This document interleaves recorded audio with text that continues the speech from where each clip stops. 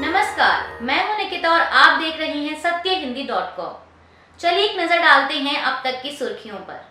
तेलंगाना के मुख्यमंत्री ए रेवंत रेड्डी ने सिख समुदाय के नेताओं को आश्वासन दिया है कि राज्य सरकार कानूनी परामर्श के लंबित रहने तक कंगना रनौत की आगामी फिल्म इमरजेंसी के रिलीज पर प्रतिबंध लगाने पर विचार करेगी।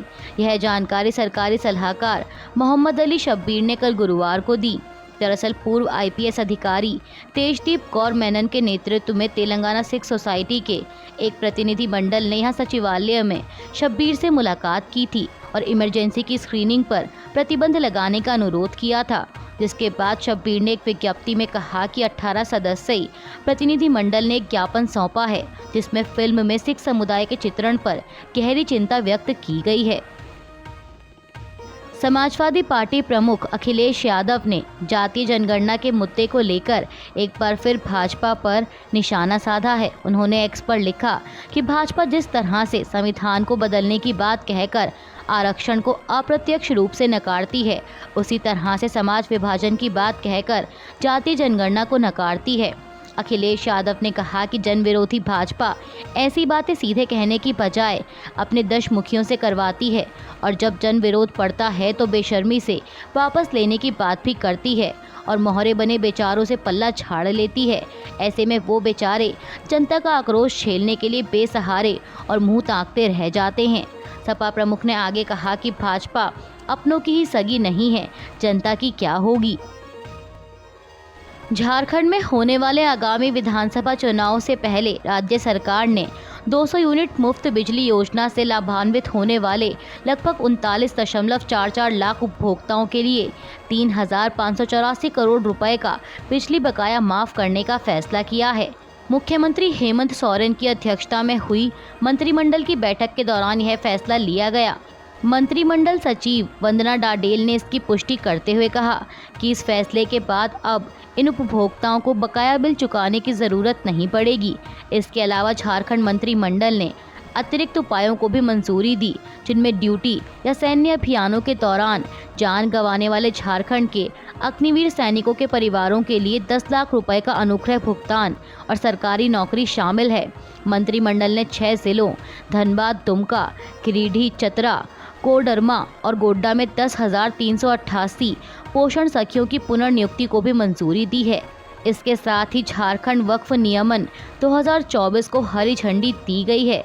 हेमंत सोरेन ने कहा कि उनकी सरकार आदिवासियों, दलितों, गरीबों और महिलाओं के बारे में सिर्फ बात नहीं करती, बल्कि अपनी प्रतिबद्धता भी निभाती है। बता दें कि सोरेन सरकार ने प्रदेश के कर्मचारियों को बड़ी राहत देते हुए उनके महंगाई भत्ते में भी बढ़ोतरी की है। गुजरात में लगातार हो रही भारी बारिश के कारण कई जिलों में बाढ़ की स्थिति बनी हुई है। भारी बारिश की वजह से प्रभावित वडोदरा, मोरबी और पोरबंदर जिलों में जीवन अस्त व्यस्त हो गया है। हालांकि मध्य गुजरात में बारिश रुक गई और पिछले 3 दिनों से पानी में डूबे वडोदरा शहर में अब बाढ़ का पानी उतरना शुरू हो गया है, लेकिन सौराष्ट्र और कच्छ में भारी बारिश की वजह से हालात अभी भी गंभीर बने हुए हैं। समाचार एजेंसी पीटीआई के अनुसार इन 3 दिनों में बारिश और जल भराव के कारण अब तक 26 लोगों की मौत हो गई और राज्य के कई इलाकों में रेस्क्यू ऑपरेशन जारी है। गुजरात सूचना विभाग के अनुसार पिछले 24 घंटों में गुजरात में 1,785 नागरिकों को बचाया गया और 13,183 लोगों को सुरक्षित स्थानों पर पहुंचाया गया है। पाकिस्तान ने भारत के प्रधानमंत्री नरेंद्र मोदी को शंघाई कोऑपरेशन ऑर्गेनाइजेशन के सदस्य देशों के प्रमुखों की बैठक में शामिल होने के लिए आधिकारिक तौर पर निमंत्रण भेजा है। मीडिया रिपोर्ट्स के मुताबिक एससीओ की बैठक इस साल 15 और 16 अक्टूबर को इस्लामाबाद में होनी है। पाकिस्तान के विदेश मंत्रालय की प्रवक्ता मुमताज़ जहरा बलोच ने कल गुरुवार को एक प्रेस कॉन्फ्रेंस में इसकी जानकारी दी। उन्होंने बताया कि पीएम मोदी समेत कई सदस्य देशों के शासन प्रमुखों को निमंत्रण भेजा गया है। आपको बता दें कि एससीओ देशों में भारत, चीन, रूस, पाकिस्तान, कजाकिस्तान, किर्गिस्तान, ताजिकिस्तान और उज्बेकिस्तान शामिल हैं। हरियाणा में होने वाले आगामी विधानसभा चुनाव के लिए राजनीतिक दलों ने अपनी कमर कस ली है। इसी कड़ी में कल गुरुवार को भाजपा की चुनाव समिति की बैठक हुई, जिसमें प्रधानमंत्री नरेंद्र मोदी समेत भाजपा के राष्ट्रीय अध्यक्ष जेपी नड्डा, गृह मंत्री अमित शाह जैसे नेताओं ने हिस्सा लिया। वहीं हरियाणा चुनाव को लेकर कांग्रेस सांसद कुमारी शैलजा ने कहा कि हरियाणा विधानसभा के चुनाव हैं, हाईकमान का हमारे लिए जो भी आदेश होगा उसका पालन करेंगे। भाजपा की हरियाणा में कोई पकड़ नहीं है। आम नागरिक को साफ नजर आ रहा है कि लोग कांग्रेस की सरकार बनाना चाहते हैं। कांग्रेस लोकतांत्रिक पार्टी है और भाजपा के पास कुछ दिखाने को भी नहीं है। इनके आधे लोग रूठकर घर बैठे हुए हैं, ये क्या चुनाव लड़ेंगे। महाराष्ट्र में छत्रपति शिवाजी महाराज की प्रतिमा टूटने के मामले पर मुख्यमंत्री एकनाथ शिंदे ने कहा कि हमने 2 कमेटी बनाई है। एक कमेटी इसकी जांच करेगी और कार्रवाई करेगी, वहीं दूसरी कमेटी छत्रपति शिवाजी महाराज की मूर्ति जल्द से जल्द बनाने की भावना से बनाई गई है, जिसमें आर्किटेक्ट, इंजीनियर, अंतर्राष्ट्रीय स्तर के मूर्तिकार शामिल हैं। सीएम शिंदे ने कहा कि हम युद्ध स्तर पर काम कर रहे हैं और हम जल्द से जल्द शिवाजी महाराज की भव्य प्रतिमा बनाने की तैयारी कर रहे हैं। इस पर राजनीति करने की बजाय सभी को सहयोग करने की जरूरत है।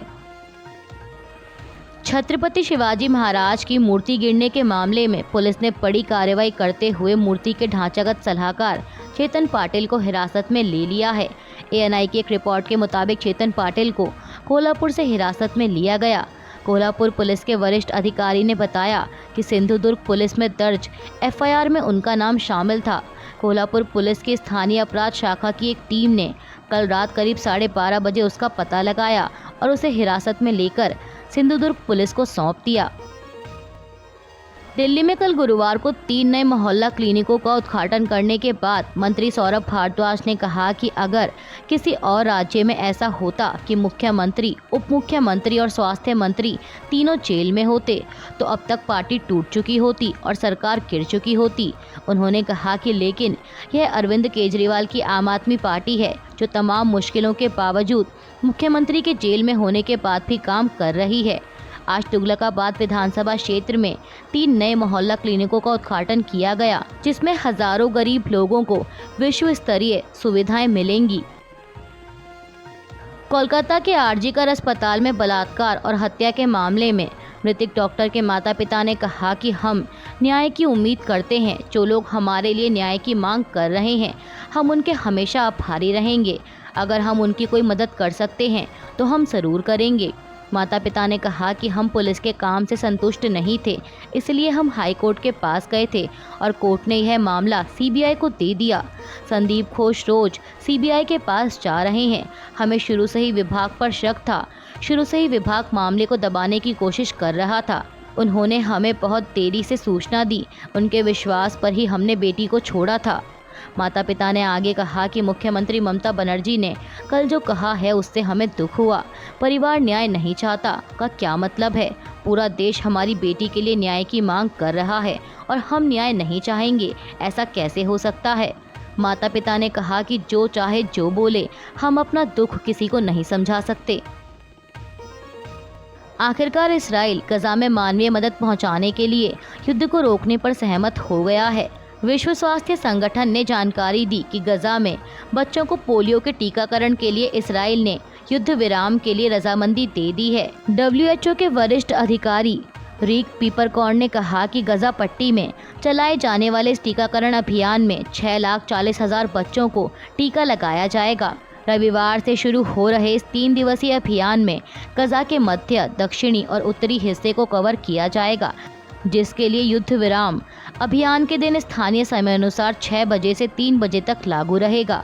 आपको बता दें कि यह समझौता ऐसे समय हुआ है जब संयुक्त राष्ट्र अधिकारियों ने कहा कि एक 10 महीने का शिशु पोलियो की वजह से पक्षाघात का शिकार हो गया। गजा में 25 सालों में यह पोलियो का पहला मामला है। अभी के लिए बस इतना ही। बाकी की खबरों के लिए जुड़े रहिए सत्यहिंदी.com के साथ।